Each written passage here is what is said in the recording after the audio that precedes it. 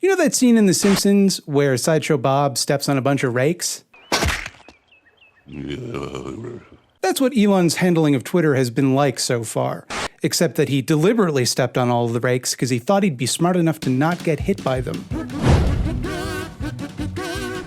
Starting around January, Elon Musk starts buying Twitter stock, lots of it. He looks at this enormous, failing company which in the past 10 years has only posted an annual profit twice, and by March, became the single largest shareholder. On April 4th, Musk discloses his stake in the company, and Twitter's stock price jumps by 27% as a result. And we can use this as a gauge of the strength of his reputation at this point. Merely by being involved in Twitter, Twitter is perceived by the financial class as far more valuable. On April 5th, Twitter announces Musk will join its board of directors. Internally, employees are freaking out that Musk might come along and fuck up the whole company. We in the biz call that foreshadowing. Many are wondering if this is even real or just memes, which is not a typical thing to worry about in a multi-billion-dollar corporate buyout. The New York Times reports, Twitter has always suffered more than its fair share of dysfunction, said Jason Goldman, who was on Twitter's founding team and served on its board of directors in the past. But at least we weren't being actively trolled by prospective board members using the product we created. On April 10th, Twitter announced, actually, never mind. Forget all of that. Elon Musk is not going to join the board of directors. Turns out he didn't want to. So just within 5 days, he had reversed course on the thing he spent several billion dollars to do. To explain his reasoning, Musk tweeted a meme that he was going goblin mode epic. This tweet has since been deleted. This will become a pattern moving forward. Elon desperately wants the approval of Twitter shitposters, so he throws together like 2005-ass impact font memes, and he's just so XD random, and sometimes he just steals someone else's meme and crops out their username so they don't get any credit. It does seem like a great deal of his motivation stems from wanting to impress people on Twitter, which is quite literally the most pathetic motivation a human being can have.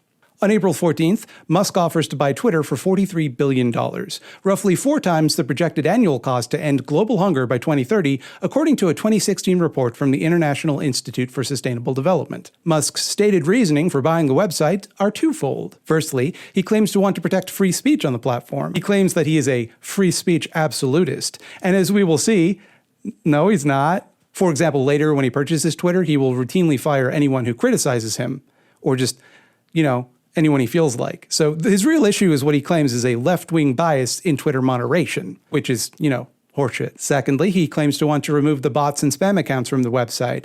And I don't know why that would matter to him or anyone, but it does, it seems. All websites have spam and bots, but Elon is very upset that Twitter has them for some specific reason. That same day, fellow parasite Jeff Bezos suggested that Elon convert a portion of Twitter's San Francisco HQ into a homeless shelter. Elon tweeted a poll on Twitter asking his followers whether he should just make this whole thing a homeless shelter, because no one goes into the office anyway. Musk insisted he was being completely serious, and the tweet has since been deleted. In case you're tempted to think for even a second that Musk gives even a single solitary shit about the unhoused, it seems this particular idea is motivated more by spite. As we will see, Elon seems to have a particular dislike for Twitter's work-from-home policy, instated during the beginning of the enormous plague currently killing millions of people he has routinely downplayed and tweeted misinformation about. Which shouldn't be surprising, given that he vigorously campaigned to have a Tesla factory reopened before it was legal for them to do so in Alameda County. Predictably, this resulted in hundreds of cases of COVID-19 being reported at that plant. And he just fucking hates work-from-home policies in general. I'm not really sure why. I think just because it provides any sort of comfort to workers. On April 15th, Twitter instituted a poison pill provision that would be triggered if any shareholder holds 15% or more of the shares. From what I understand, which is not a lot, that's business boy talk designed to make Elon put up or shut up. On April 25th, Twitter accepts Elon's bid, which is of course provisional on the basis that he can actually raise the funds to do it.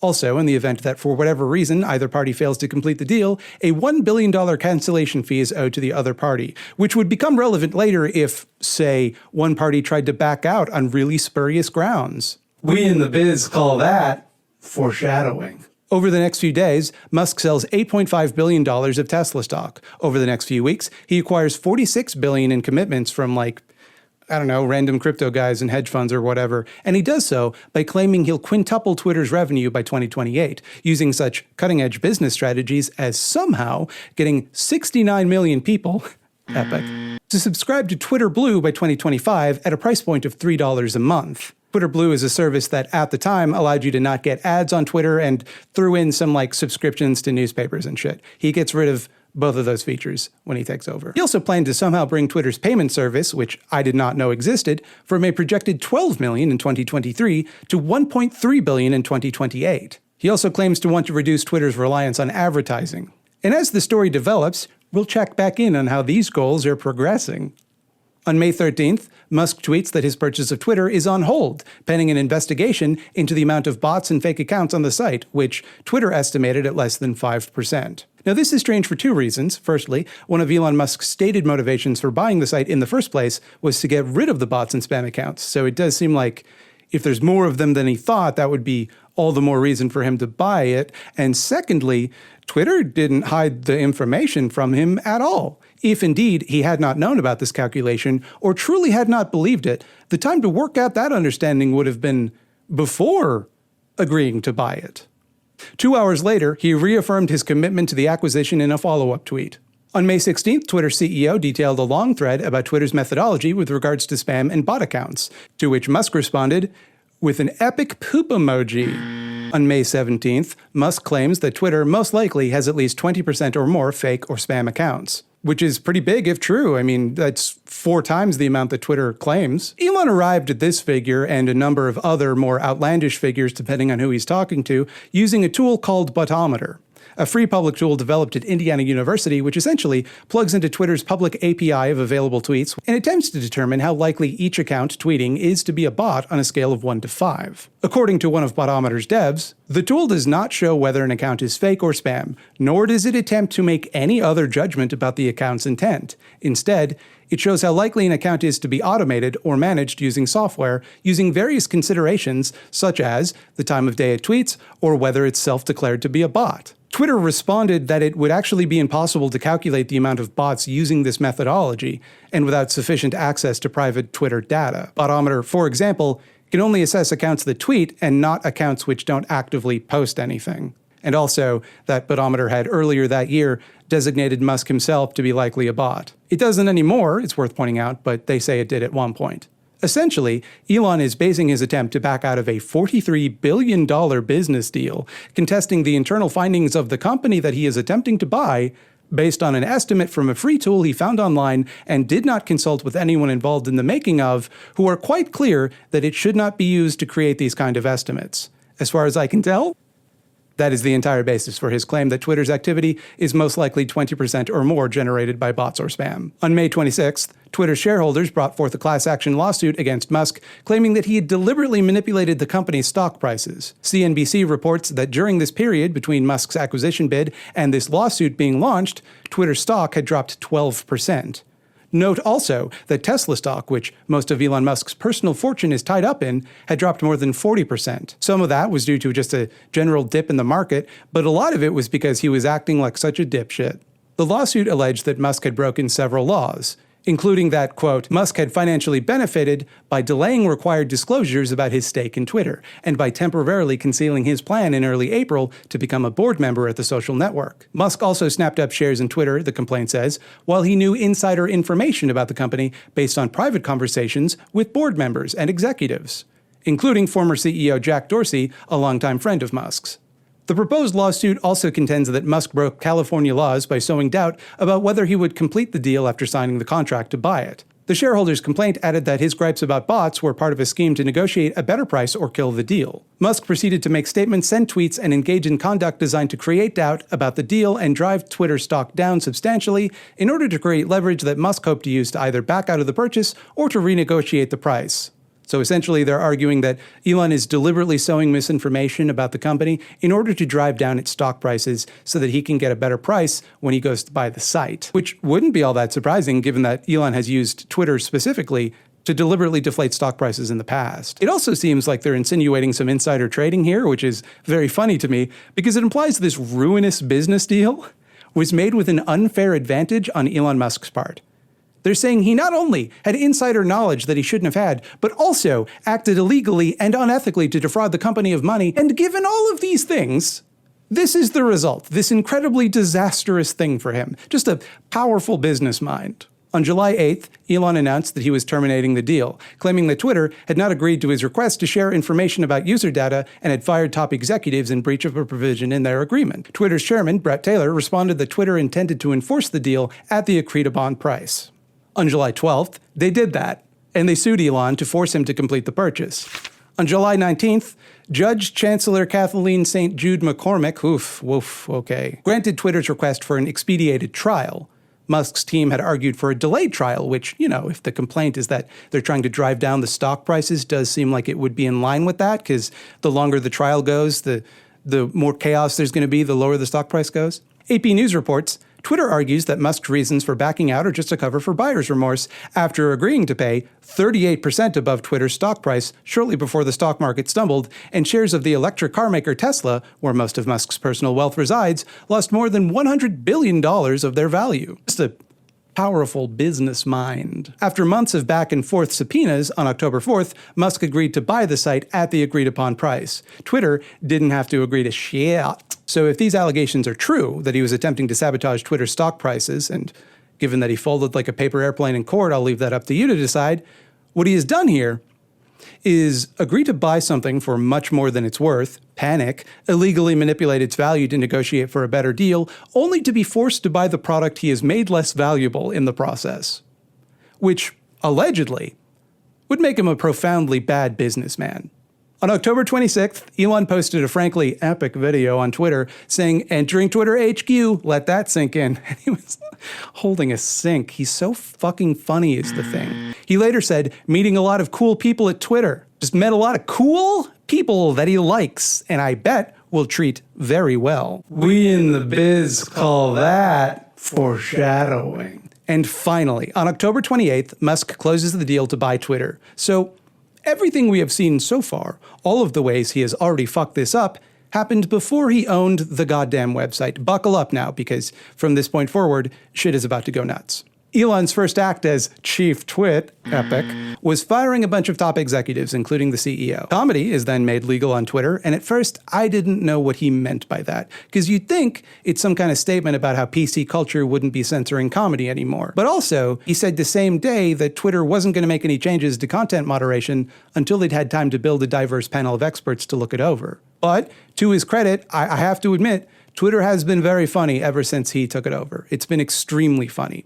Take, for example, the very next thing that he tweeted. Twitter's commitment to brand safety is unchanged. You'll understand why that's funny later. Foreshadow. Within 12 hours of the purchase, use of the N-word on Twitter shot up 500%. In fairness, a follow-up report actually found that Twitter's response to this was better than it had been in the past, a damning indictment of Twitter's uneven history of dealing with these types of hate raids. So I guess you could say what Elon's Twitter is doing is actually censoring hate speech more aggressively. Pretty strange for a self-identified free speech absolutist. It's almost like Twitter's content moderation was never actually ideologically motivated, but rather the inescapable result of trying to run a social media platform for a profit.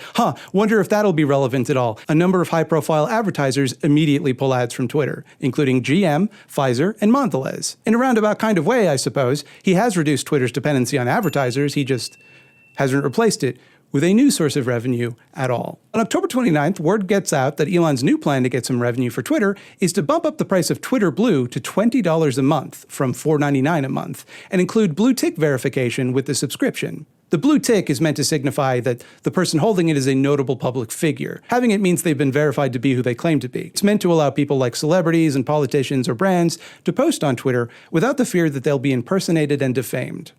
So the first question on everyone's mind is, well, how do you prevent people from being impersonated and defamed?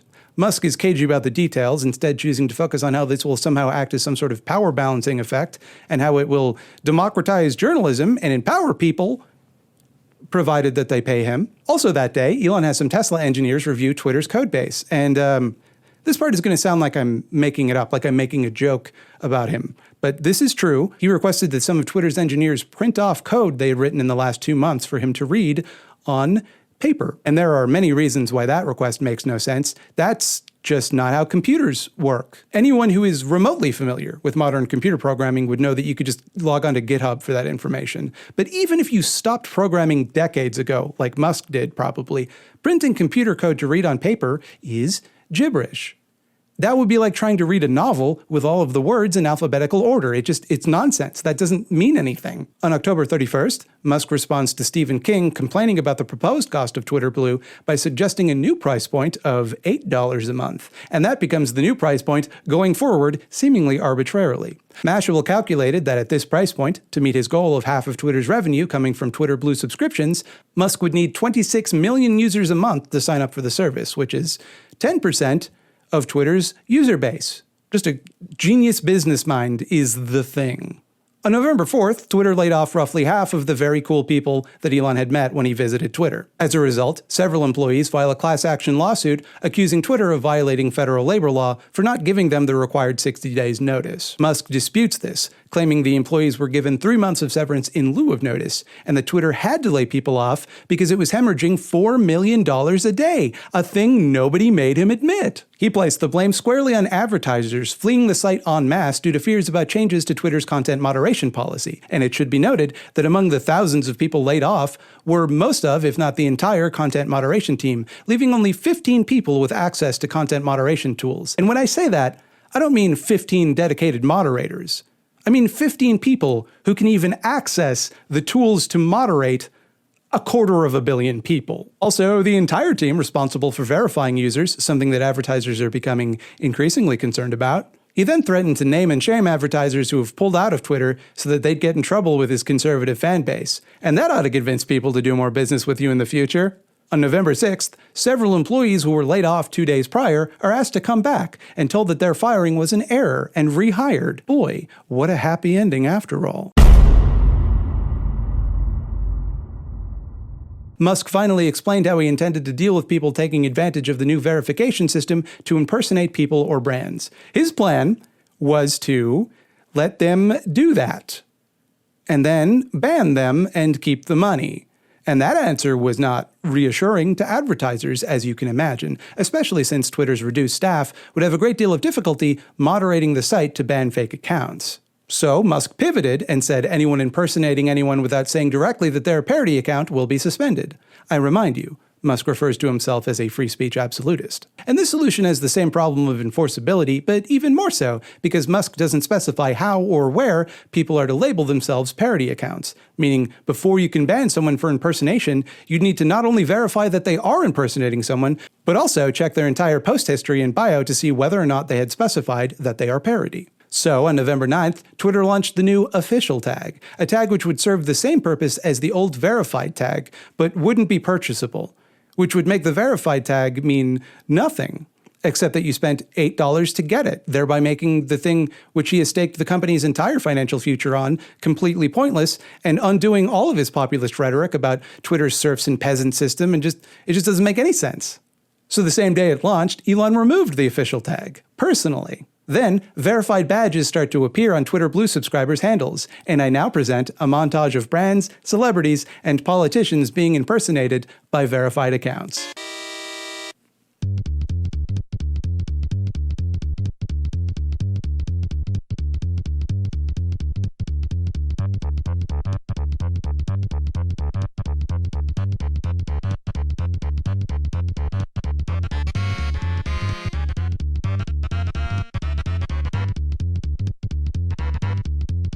And also, here's a montage of a whole lot of verified users impersonating Elon Musk and his companies specifically.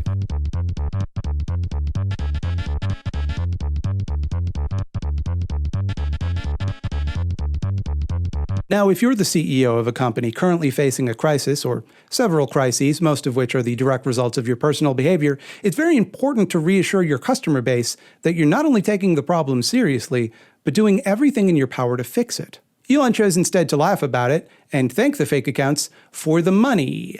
Now that'd be ballin' if he was making enough money through these fake accounts that he no longer needed advertisers, right? Because it's like, what are they going to do about it? Haha. But that's not the case, because during the 2 days the feature was available, spoiler alert, they take the feature down on the 11th to retool it, and it has yet to come back online.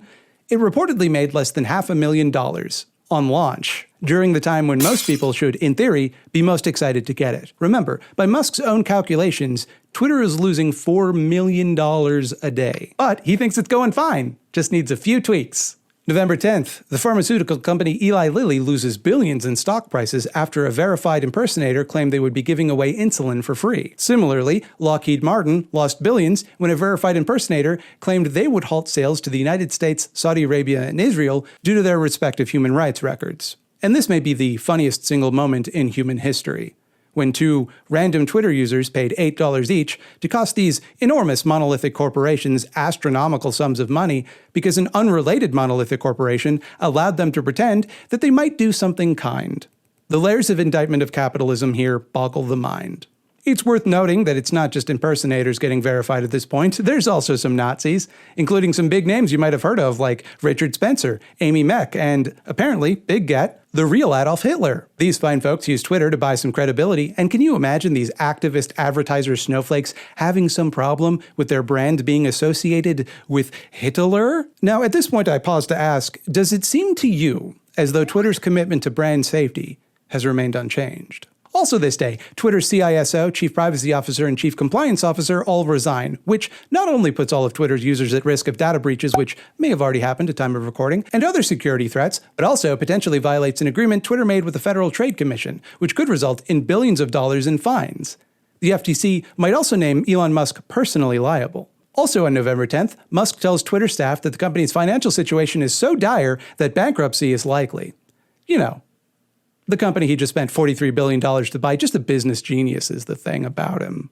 November 11th, as I alluded to earlier, Twitter suspends all Twitter Blue subscriptions and also announces that the official tag will come back in some point at some unspecified capacity, but only for advertisers. We are now at 2 weeks since Elon took over. How do you think he's doing so far? November 14th, Elon tweets that he'll be shutting down Twitter microservices, which he deems bloatware. Microservices are like little bits of software that run independently and contribute to a larger software ecosystem. So they're like little things that run and they do some service for Twitter, right? Essentially. More or less, I don't know. Computer nerds, don't at me. The important part here is that among the bloatware that is disabled is the ability for users with two-factor authorization to log in.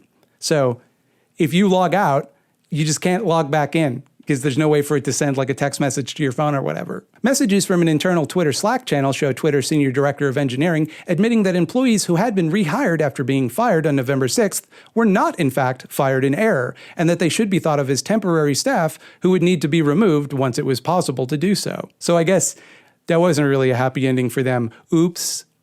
That feels weirdly cruel. November 15th, Elon announced that the relaunch of Twitter Blue would be pushed back to November 29th. When asked how he would prevent the same problem of rampant impersonation, Elon responded, it's hard to say, so I figure we gotta know who everybody is.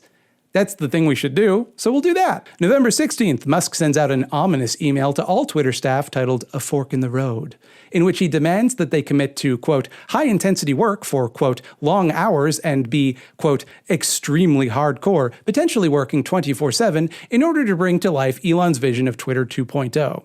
He offers an ultimatum in which employees have until 5 p.m. the next day to accept the new working conditions or de facto resign. Some disabled workers immediately launch another class action lawsuit, claiming that the demand to work overtime and also his ending of remote work policies is discriminatory and violates the Americans with Disabilities Act. It's worth stopping here and examining this offer. The right-wing media had a kind of take on it, which is like, oh, he just asked engineers to work harder and they had a meltdown because they just want to drink lattes. Imagine you're in a situation where your company is bought by a new boss and that boss fires half of the employees and then asks you to continue working twice as hard for the same amount of money. And also that the company might go bankrupt pretty soon, so if you do decide to stay, you might just lose your job anyway. And also, if you leave, he has to give you 3 months severance.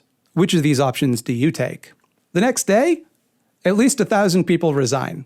It's unclear how many people remain, and Twitter hasn't commented on it publicly, because their entire communications team resigned. But according to polls in the company Slack before the deadline hit, only 7% of remaining employees reported intending to stay. Former Twitter engineers start warning that there are no longer enough staff to maintain critical infrastructure, and that Twitter is likely to stop working relatively soon, but as of this writing, Twitter is still up and running.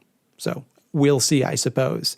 Panicked and seemingly surprised at the mass resignation, Elon closes all Twitter offices and revokes keycard access to all staff. Disgruntled former employees set up a projector at Twitter headquarters, which scrolls through a bunch of nasty messages about Elon, calling him an apartheid profiteer, among other accurate insults.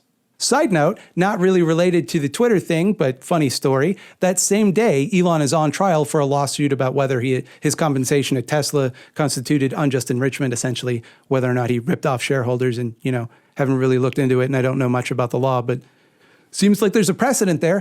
Musk objected to a question about how in 2018 he had signed a consent decree with the SEC after that they had found he was lying about having secured the funding to take Tesla private at $420 a share. Epic. Musk argued that the decree was invalid because it was, quote, signed under duress, because if he had not signed it, the company would have lost money. Opposing counsel explained that actually Musk's lawyer had the right to object to this question, but he personally did not. And when Musk refused to shut up, they then asked if Musk had any legal training, and Elon Musk responded, and again, this is a direct quote, I'm not making this up as a joke to make fun of him. If you're in enough lawsuits, you pick up a few things along the way. Yeah, man, you're basically a lawyer. You basically went to law school because of how many times you've been sued. November 17th, RIP Twitter is trending. Elon acts quickly to quell fears of the company's demise by bragging about having killed the company. November 18th, Elon elaborates his vision for Twitter's new moderation policy. Hate speech will be permitted on Twitter, but suppressed by the algorithm. He calls this freedom of speech, but not freedom of reach. And it's the exact policy that conservatives have been complaining about for years. It's literally shadow banning. That's what shadow banning is. Speaking of bans, he reverses bans on a number of controversial figures, like alleged human trafficker and open misogynist Andrew Tate, Jordan Peterson, who wasn't actually banned, just suspended for violating the rules against hate speech, the Babylon Bee, and I guess Kathy Griffin also, a token liberal to fake neutrality, and of course, Yee. Yay. I've never, because it's Kanye, but it's Yeezy. I've never said it out loud before. I don't know. Anyway, he unbans that guy, and he responds, shalom, as if to signal that his anti-Semitic statements on the platform will continue. Elon then runs a poll to see if he should unban President Trump, despite previously stating many times he would wait for the advice of a diverse panel of experts on the subject. And yes, narrowly wins, marking the first and probably last time that President Trump would ever win the popular vote. Trump would go on to claim that he won't be coming back to Twitter, making the whole thing pointless, but frankly, I don't believe him about that for even one goddamn second. People started asking Musk to unban Alex Jones, which he refused to do. He took a principled stance that having watched his own child die in his arms, he didn't approve of what Alex Jones had said about Sandy Hook victims, which I think is totally the right call, but does kind of call into question his commitment to free speech absolutism. I don't think you should unban Alex Jones. Good job.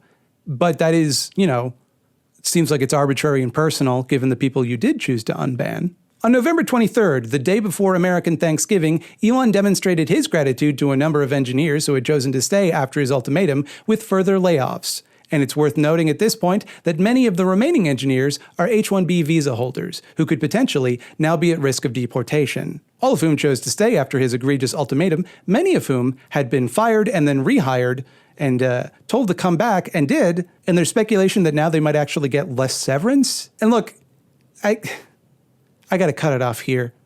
I'm sure some extremely funny stuff has happened in between me writing this and posting it. I know that has happened, but I can't wait forever, so I don't know, I'll do a follow-up at some point if there's interest. But I want to address the elephant in the room here, because obviously Elon Musk is gonna be fine. He's too rich to ever suffer the type of consequences a human being might face from a bad business deal.